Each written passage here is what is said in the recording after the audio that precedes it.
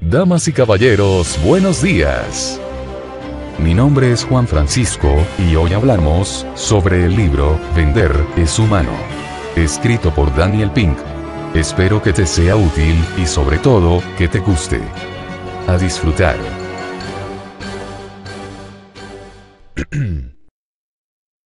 Comencemos por una pequeña introducción. Nos guste o no, todos somos vendedores. Pero la venta, ya no es lo que era. Hace años había una asimetría en la información. El vendedor siempre disponía de más datos que el comprador, y eso le permitía ejercer una posición dominante. En la actualidad, esa información es pública, y solo hay que saber dónde encontrarla. Como consecuencia, el discurso prepotente, vulgar, poco escrupuloso y salpicado de humor fácil ya no sirve. En su lugar, ha surgido un nuevo enfoque para convencer a nuestros interlocutores. Ahora es fundamental dominar tres cualidades esenciales: la sintonización, la flotabilidad, y la claridad. Y a la vez se deben mejorar tres habilidades cruciales: la argumentación, la improvisación y el servicio. Todo ello con un único objetivo: ayudarnos a vender más. Ya seamos empleados por cuenta ajena que exponemos una nueva idea a nuestros clientes, emprendedores que tratan de atraer a nuevos inversores, o padres o maestros que quieren convencer a los niños para que estudien más, estamos siempre tratando de convencer a los demás. Es por eso por lo que, hoy más que nunca, hay que revisar todo lo que creemos saber sobre las ventas y adoptar una nueva perspectiva. Empecemos viendo, por qué ahora, todos somos vendedores. En un mundo en el que cualquiera puede encontrar cualquier cosa con tan solo pulsar una tecla, se podría pensar que tanto los intermediarios, como los vendedores son prescindibles.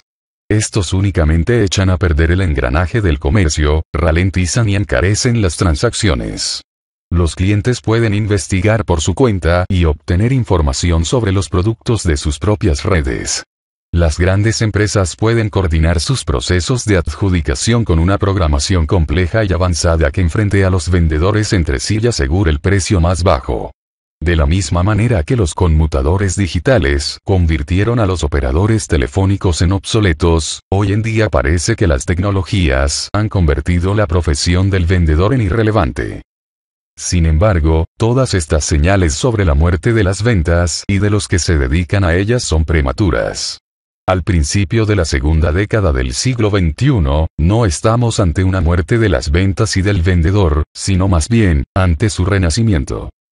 El grueso informe semestral de las estadísticas de empleo en Estados Unidos cita un dato sorprendentemente significativo: 1 de cada 9 estadounidenses trabaja en el campo de las ventas.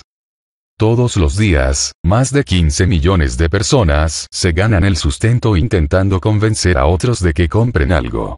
Son agentes inmobiliarios, representantes de ventas industriales, o corredores de bolsa. Todos ellos venden. Desde contratos multimillonarios de consultoría hasta suscripciones de $10 a una revista, pasando por cualquier otra cosa que podamos imaginar. Más aún, una parte considerable de nuestros valores consiste en vender en un sentido más amplio, persuadiendo, influyendo y convenciendo a otros. Y esto plantea una cuestión: ¿cómo hemos acabado tantos en el negocio de convencer a los demás? La primera de las tres razones por la que cada vez más personas somos vendedores es el aumento de los pequeños emprendedores. La última década ha sido testigo de un aumento sustancial de empresas muy pequeñas, en algunos casos formadas por tan solo una o dos personas, que ofrecen servicios, creatividad y experiencia. A estos hombres y mujeres podemos llamarlos artesanos, negocios sin empleados, agentes libres, o microemprendedores. Todos ellos se dedican a vender todo el tiempo. Como responsables de toda la operación, y no solo de una de sus facetas, tienen que captar socios comerciales, negociar con los proveedores y motivar a los empleados. Una razón esencial de esta evolución es que las tecnologías que supuestamente iban a sumir a los vendedores en la obsolescencia, en realidad, han llevado a muchos más a esta actividad. Piénsese en Etsy. Un mercado online para pequeñas empresas y artesanos. Antes de su surgimiento, la capacidad de los artesanos para llegar a los compradores era bastante limitada. Pero la red derribó las barreras, permitiendo la entrada a los pequeños emprendedores e hizo posible el acceso de los fabricantes a las ventas. La misma tecnología que deja obsoleto a un cierto tipo de vendedores ha convertido a otros muchos en vendedores potenciales. Por ejemplo, la existencia de smartphones ha dado origen a una economía entera de aplicaciones que ya cuenta con casi 500.000 de empleos únicamente en Estados Unidos. Cuando todo el mundo lleve encima su propia tienda y las nuevas tecnologías le permitan tener alcance global, ser un emprendedor podría convertirse en la norma más que en la excepción. Y un mundo de emprendedores es un mundo de vendedores.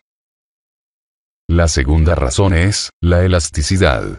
En la época de la alta segmentación de las organizaciones, las competencias estaban muy bien delimitadas. Si eras contable, te ocupabas solamente de las cuentas de la empresa y no de las cuestiones que quedaban fuera de tu dominio, porque ya había otras personas especializadas en esas áreas. Sin embargo, en los últimos 10 años, las competencias fijas han desaparecido.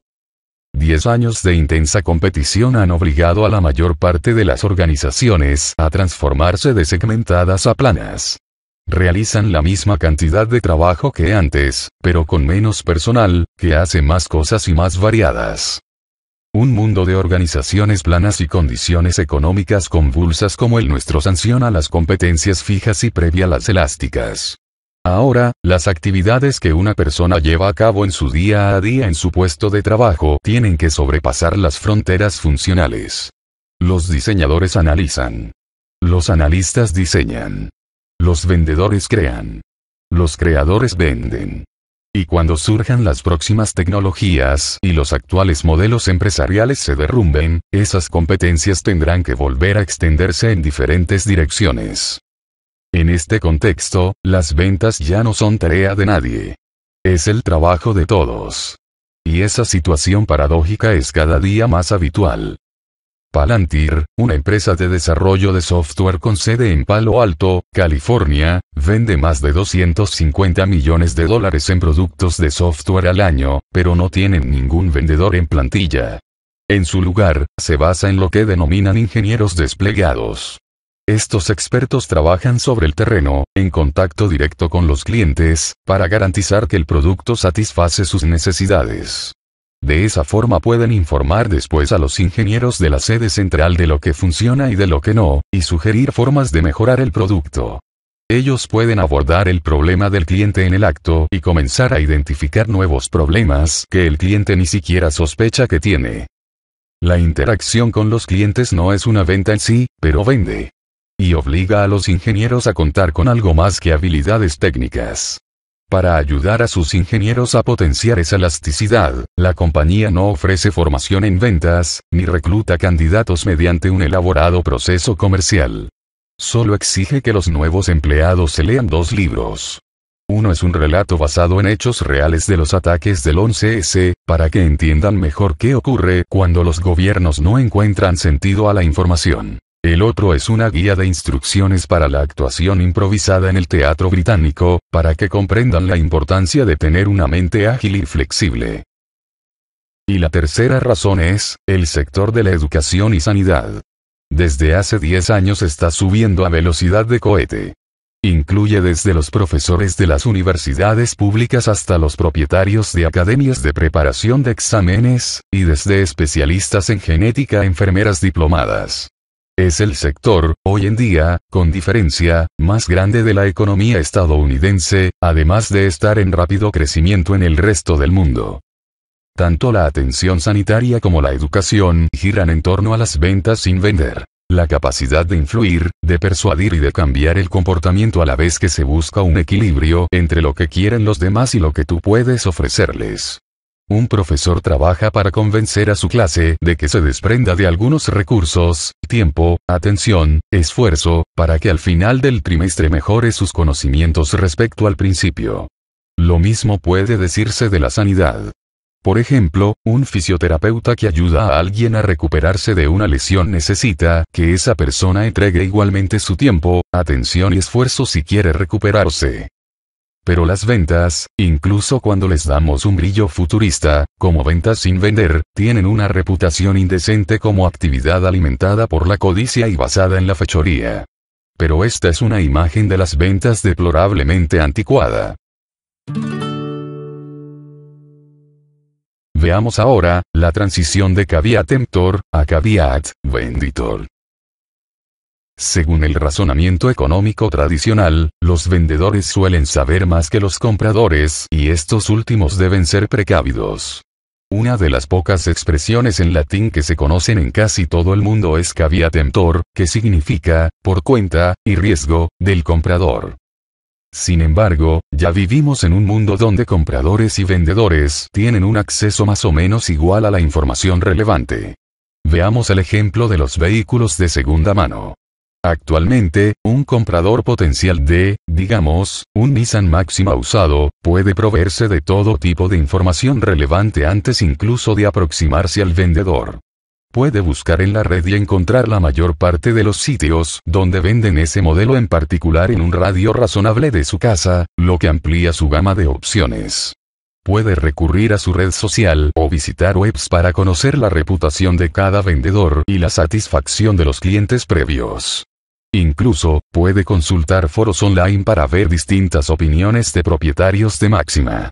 Naturalmente, no está del todo protegido frente a los vendedores carentes de ética, pero, si acaba insatisfecho, podría comunicarlo a cientos de amigos en Facebook, a todos sus seguidores de Twitter y a los lectores de su blog, algunos de los cuales compartirán a su vez la historia en sus propias redes, lo que sin duda socavaría la capacidad del vendedor para embaucar nuevamente. La mayor diferencia estriba en la información. Esto lo podemos ver con claridad en la comparativa entre dos concesionarios de automóviles de segunda mano, uno tradicional y otro moderno.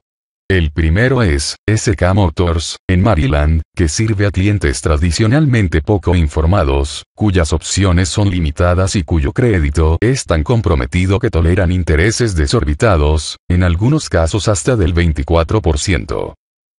El otro es CarMax, situado a unos 48 kilómetros de SK Motors, y que ha construido su negocio con un modelo totalmente diferente.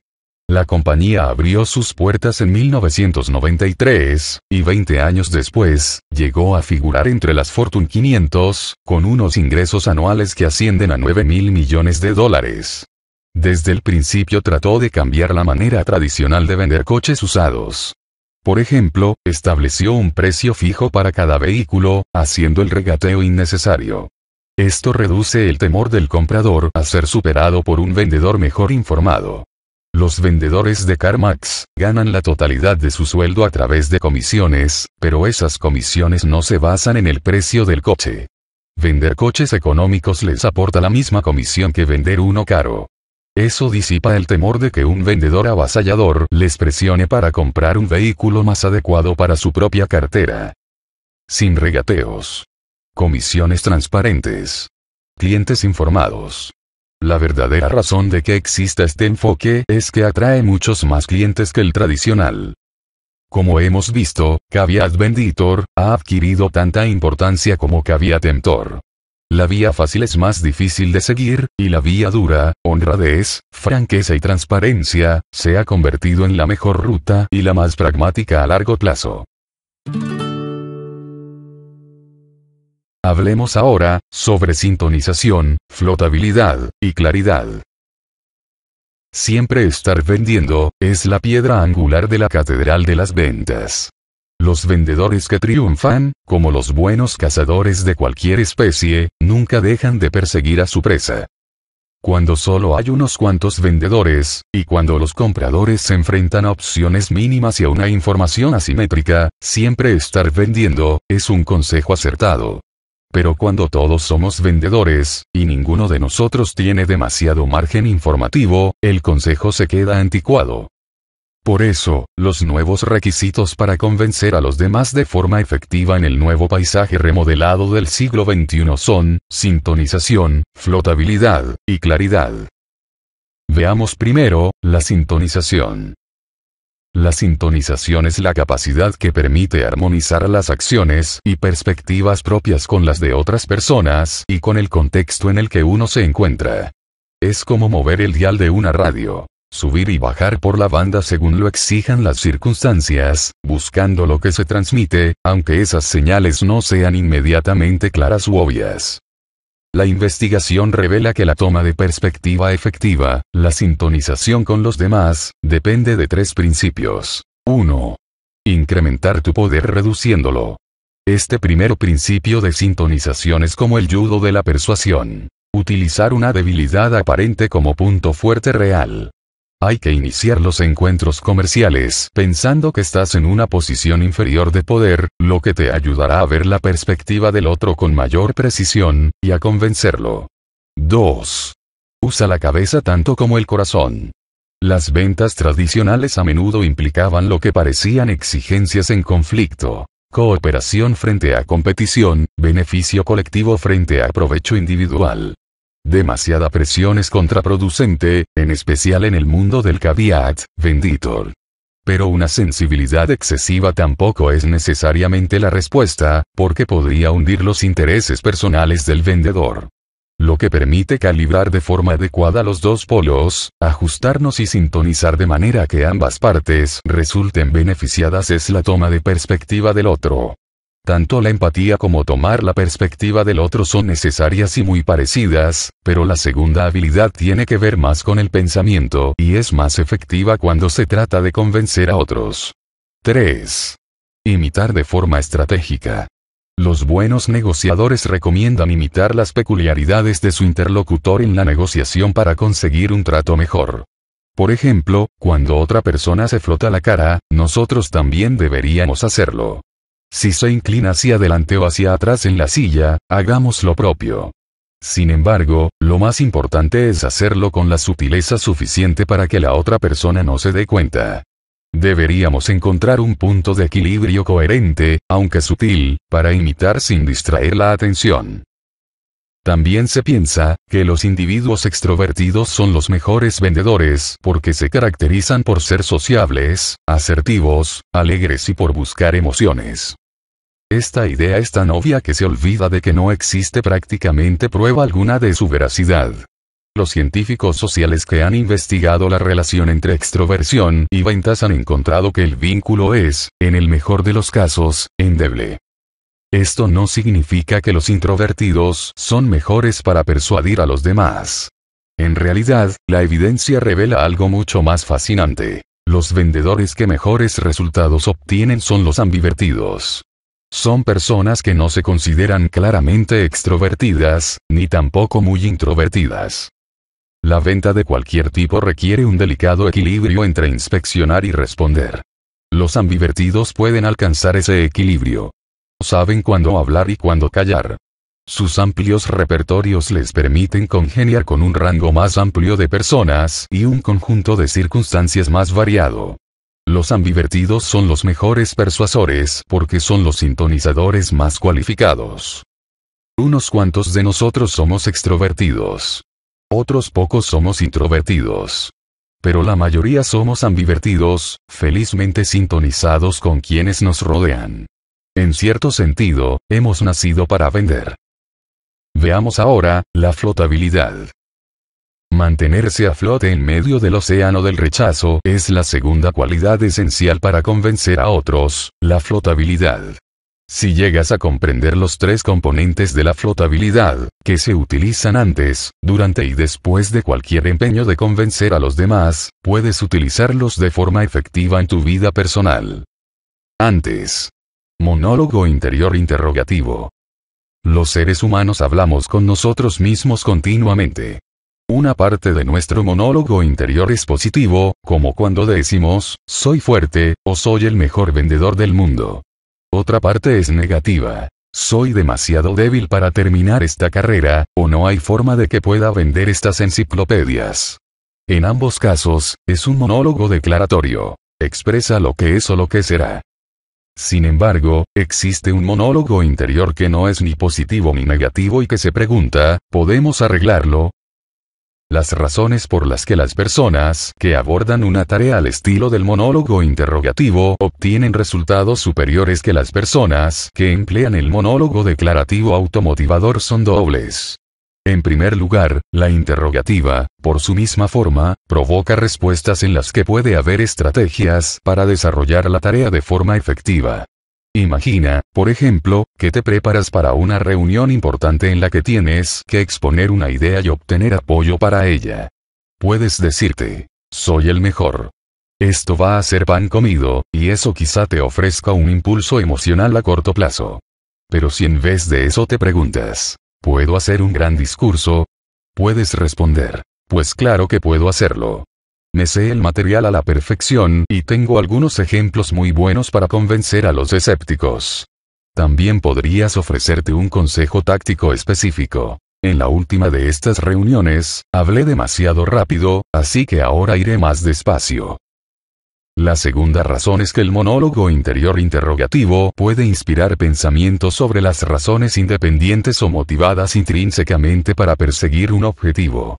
Como han demostrado ampliamente las investigaciones, es más probable que las personas actúen y obtengan buenos resultados, cuando las motivaciones proceden de opciones intrínsecas en lugar de presiones extrínsecas. Durante la proporción de positividad.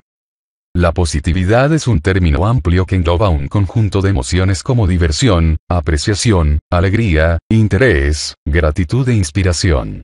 Las emociones positivas amplían las ideas de la gente sobre posibles acciones, haciéndonos más receptivos y creativos.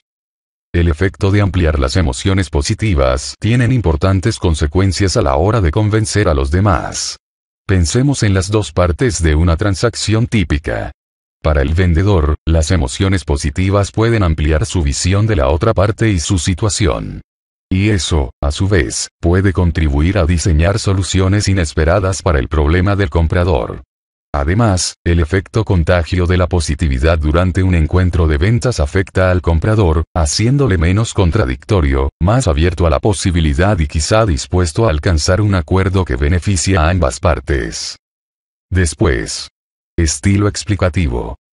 Los vendedores que explican los eventos negativos de manera optimista, que consideran los rechazos como algo temporal más que permanente, específico más que universal, y externo más que personal, venden más y conservan su empleo por mucho más tiempo.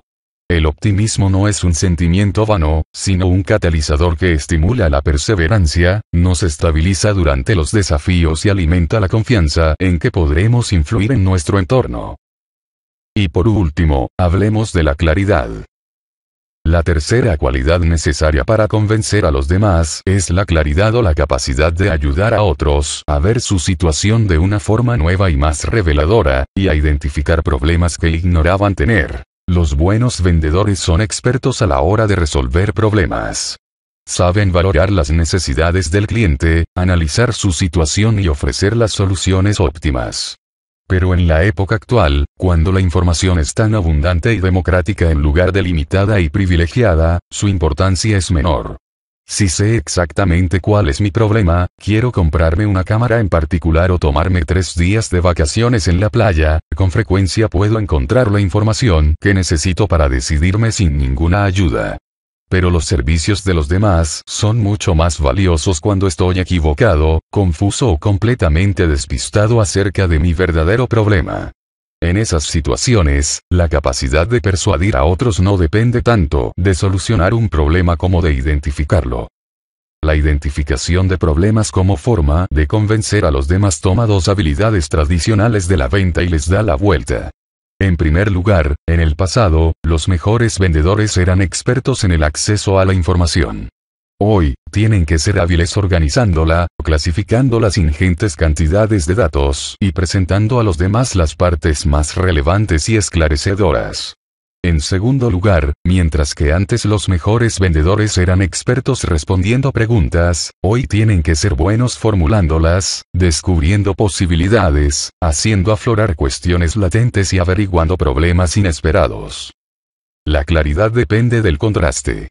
A menudo entendemos mejor una cosa cuando la analizamos en comparación con otra que cuando la vemos aisladamente. En el terreno de las ventas, esto significa que podemos enmarcar nuestra oferta de forma que contraste con sus alternativas, y así, aclarar sus virtudes. Para ello, nos pueden servir los siguientes 5 marcos. 1. El marco del menos. Todo el mundo adora las opciones. Sin embargo, una amplia investigación ha demostrado que un exceso de algo positivo puede ser negativo.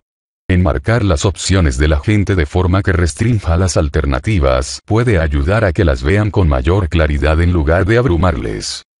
2. El marco de la experiencia. Varios investigadores han mostrado que la gente obtiene una satisfacción mucho mayor al comprar experiencias que bienes. Varios factores explican este fenómeno. Por ejemplo, nos adaptamos rápidamente a los cambios materiales. Ese espectacular Mercedes nuevo, que tanto nos gustaba hace 3 semanas, ahora no es más que nuestro medio de transporte al trabajo. Pero ese viaje por la ruta de la costa oeste de Canadá, continúa vivo en nuestro recuerdo.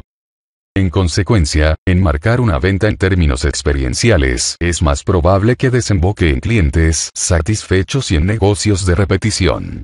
Así que si vas a vender tu coche, evita poner el énfasis en el rico cuero corintio de los asientos. En lugar de ello, señala lo que el coche permitirá hacer al comprador: ver lugares nuevos, visitar viejas amistades y aumentar sus recuerdos. 3. El marco de la etiqueta. En un colegio público de Chicago, se hizo el siguiente experimento. Durante una semana, los estudiantes de un grupo oyeron de sus profesores el comentario de que eran extremadamente limpios. Los niños del segundo grupo estaban simplemente acostumbrados a ser limpios. El tercer grupo era el de control. Cuando después los investigadores midieron la suciedad en las clases, y comparados con los niveles anteriores al inicio del experimento, los resultados fueron inequívocos. El grupo más limpio era el primero con diferencia, el que había sido etiquetado como limpio. La mera asignación de esa etiqueta positiva a un grupo de estudiantes los ayudó a encuadrarse en comparación con otros y a mejorar su comportamiento. 4. El marco de la mancha. Un aspecto negativo puede ser positivo cuando se trata de convencer a los demás. Esto lo demostraron 3 profesores de marketing en 2012. En una serie de experimentos, proporcionaron información sobre un par de botas de montaña como si los participantes en el ensayo fueran a comprarlas online. Para la mitad del grupo, los investigadores realizaron una lista de las grandes cualidades de las botas: suelas ortopédicas, material impermeable, una garantía de 5 años, etc. Para la otra mitad, incluyeron la misma lista de características positivas, pero seguidas por una negativa: las botas solo se fabricaban en 2 colores. En muchos casos, las personas que conseguían esa pequeña dosis de información negativa eran más propensas a comprar las botas que los que solo habían recibido la información positiva. 5. El marco potencial. La gente normalmente encuentra más interesante el potencial que la realización porque es más incierto. Esa incertidumbre puede llevar a la gente a pensar con mayor profundidad sobre la persona que están evaluando. Así que la próxima vez que te vendas a ti mismo, no destaques únicamente tus logros pasados. Pon el acento también en la promesa de lo que podrías conseguir mañana. El potencial para ser bueno en algo es preferible a ser bueno realmente en esa misma cosa.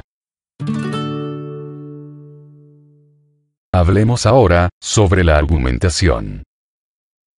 El propósito de una argumentación no debe ser necesariamente convencer a los demás para que adopten inmediatamente tu idea, sino ofrecer algo tan atractivo que dé pie a iniciar una conversación, que integre a la otra persona como participante y llegar finalmente a un resultado satisfactorio para ambos.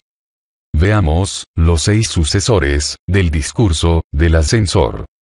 Los gurús como Dale Carnegie nos asesoraban para tener siempre a punto nuestro discurso del ascensor.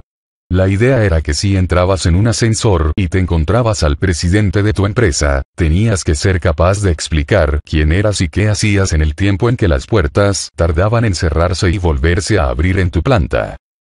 Durante varias décadas del siglo XX, este discurso fue un procedimiento operativo estándar. Pero en una época de atención limitada, debemos ampliar nuestro repertorio de discursos. He aquí 6 maneras de hacerlo. 1. El discurso de una palabra. El discurso definitivo para una época de escasos intervalos de atención empieza por una sola palabra. El objetivo de las empresas es definir la característica única que más quieren asociar con su marca en el mundo entero, y después poseerla. Algunas empresas han avanzado muy lejos en esta dirección. Así, cuando oímos la palabra búsqueda enseguida pensamos en Google. 2. El discurso interpelativo. Las preguntas pueden superar a las declaraciones a la hora de persuadir a los demás. En 1980, Ronald Reagan era candidato a la presidencia de Estados Unidos, país que en ese momento vivía las consecuencias de una política económica nefasta. En su discurso a los votantes podía haber realizado una exposición declarativa. Vuestra situación económica se ha deteriorado durante los últimos 4 años. Y podría haber respaldado esa afirmación con una gran cantidad de datos procedentes de la espiral de inflación nacional y del elevado desempleo. Pero, en vez de eso, decidió formular una pregunta. ¿Estáis mejor ahora que hace 4 años? 3. El discurso rimado. Las rimas potencian lo que los expertos en ciencias cognitivas denominan fluidez de procesamiento, o la facilidad con la que nuestra mente corta, fragmenta y da sentido a los estímulos.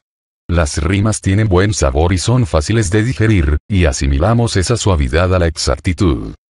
Esta es la explicación de que Haribo, la empresa alemana de dulces más conocida por sus ositos gominola, utilice un discurso rimado en todas las lenguas en las que opera. Por ejemplo, Haribo, dulces sabores, para pequeños y mayores. 4. El discurso del asunto. Muchos de nosotros no nos percatamos de que todos los correos electrónicos que enviamos son un discurso. Es una petición para que alguien nos preste su atención y una invitación a la participación. Aquí, un elemento que cobra una importancia decisiva es el campo del asunto, el titular que anticipa y promete el contenido del mensaje. Según los investigadores de la Universidad Carnegie Mellon, el asunto de tu correo electrónico debería ser obviamente útil o misterioso y fascinante, aunque probablemente no ambas. Junto con la utilidad y la curiosidad hay un tercer principio, la especificidad. Brian Clark, fundador de la popular página web de redacción, Copyblogger, recomienda que la línea del asunto sea ultra específica. Por tanto, un asunto flojo como, mejore su swing de golf, no llega a menos que uno ofrezca 4 consejos para mejorar su swing esta tarde. 5. El discurso tipo Twitter.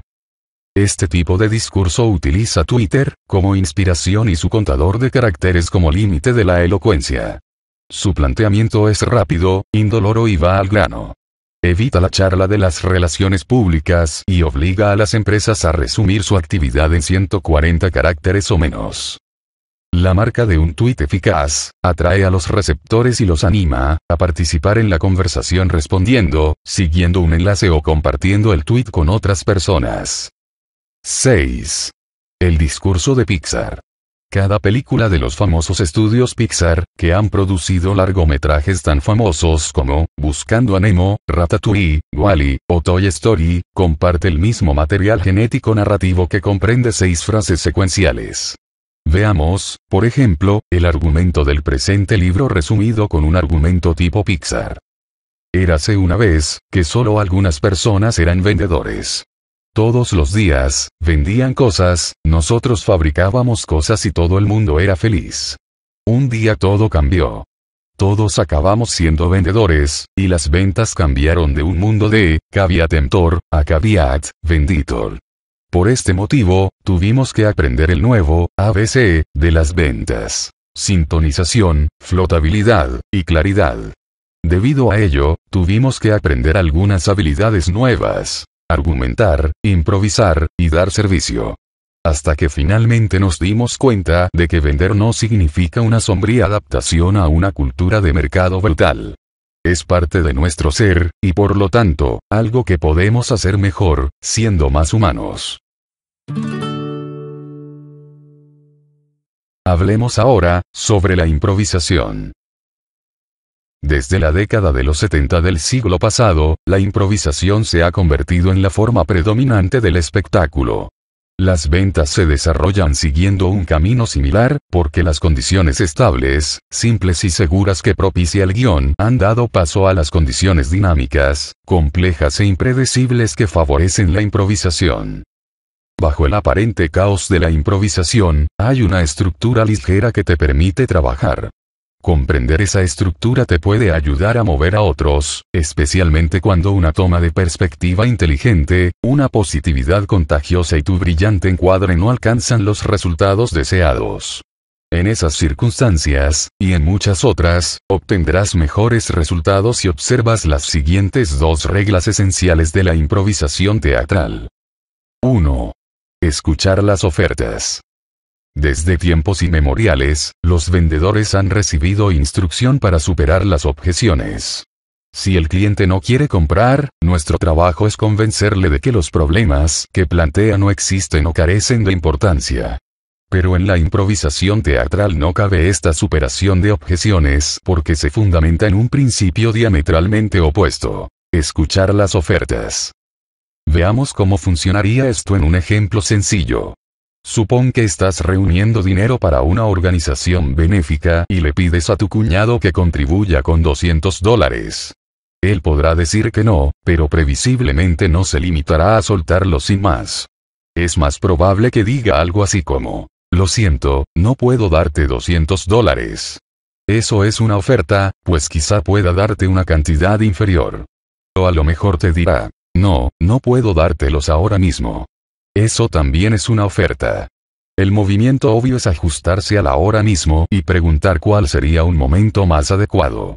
Pero toda frase es una oferta. Quizá pueda contribuir a su obra benéfica de otra manera, por ejemplo, como voluntario. 2. Haz quedar bien a tu pareja. Los intérpretes teatrales deben seguir esta regla. Haz quedar bien a tu pareja. Los artistas de la improvisación han comprendido hace tiempo que ayudar a su compañero en su actuación ayuda a que ambos creen una escena. Hacer que tu pareja se luzca no te hace desmejorar a ti. En realidad, hace que tu apariencia mejore. Rompe el concepto mental binario, uno u otro, de suma cero, y lo sustituye por una cultura de ganar-ganar, donde la generosidad, la creatividad y la posibilidad juegan un papel decisivo. Alfred Fuller, el fundador de Fuller Brass, escribió: no discutas nunca. Ganar una discusión es perder una venta. Hacer quedar bien a tu pareja, la persona a la que le vendes algo, ha pasado a ser más decisivo que en la época de Fuller. En aquel tiempo, los vendedores poco escrupulosos no tenían que preocuparse demasiado por si los compradores quedaban mal, porque estos no tenían ningún otro sitio al que acudir. Hoy en día, si la gente está descontenta, puede informar al mundo entero. Hablemos ahora sobre servir. Las ventas tratan en última instancia del servicio. Pero el servicio no es solo sonreír a los clientes cuando entran en la tienda o entregar una pizza en menos de 30 minutos, aunque ambas cosas son importantes en el ámbito comercial. El servicio es, en cambio, algo más amplio, más profundo y más trascendente. Mejorar la vida de los demás y, a su vez, mejorar el mundo. Y eso es más probable que ocurra si tenemos presentes las siguientes dos ideas: hacerlo personal, y hacerlo con un propósito. 1. Hacerlo personal. Muchas veces, en nombre de la profesionalidad, descuidamos el elemento humano y adoptamos una postura abstracta y distante. En lugar de ello, deberíamos recalibrar nuestro planteamiento para hacerlo concreto y personal. Y no por razones sentimentales, sino prácticas. Il Canale es una pizzería italiana situada en Washington. En su vestíbulo principal tiene una señal enmarcada con una fotografía del propietario del restaurante, Giuseppe Farruglio, en la que se puede leer: necesito su ayuda.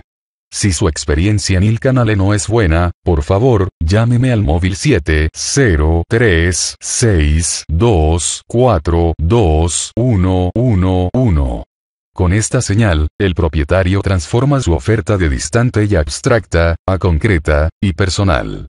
Para Farruglio, el servicio no significa entregar una calzone en 29 minutos, sino, literalmente, responder a la petición del cliente. 2. Hacerlo con un propósito. Destacar la importancia del propósito es uno de los métodos más poderosos, a la vez que ignorados, de persuadir a los demás. Numerosos estudios han mostrado que no solo hacemos cosas por nuestro propio interés, sino también por razones que benefician a la sociedad o tienen un valor intrínseco. En un hospital estadounidense, unos investigadores colocaron letreros junto a 66 de los dispensadores de jabón y gel desinfectante durante 2 semanas. Una parte de las señales apelaba a la protección de la salud de los propios profesionales. La higiene de las manos evita que contraigas enfermedades.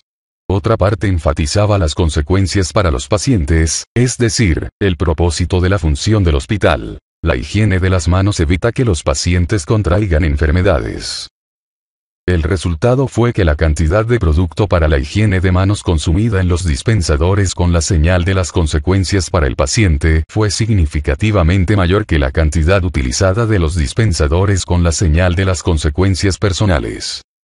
Cuando una actividad se convierte en algo personal, y su contenido está dotado de un propósito, entonces estamos ante un servicio auténtico, que mejora la vida de los demás, y de paso, mejora el mundo. Esa es la esencia del servicio y el secreto último de convencer a los demás. Un vendedor eficaz no actúa solo movido por el lucro, sino que es también un idealista y un artista. Convencer a los demás no requiere que descuidemos otros aspectos más nobles de nuestra naturaleza. Hoy en día, exige que los abracemos. Empieza, y acaba por recordar, que vender es humano. Y aquí termina el libro, Vender es humano. Escrito por Daniel Pink. Espero que te haya gustado, y si es así, te agradecería que le dieses al botoncito del like, que es gratis, joder. Gracias por la atención. Y que tengas un buen día. Atentamente, tu sexy lector, Juan Francisco. Hasta pronto.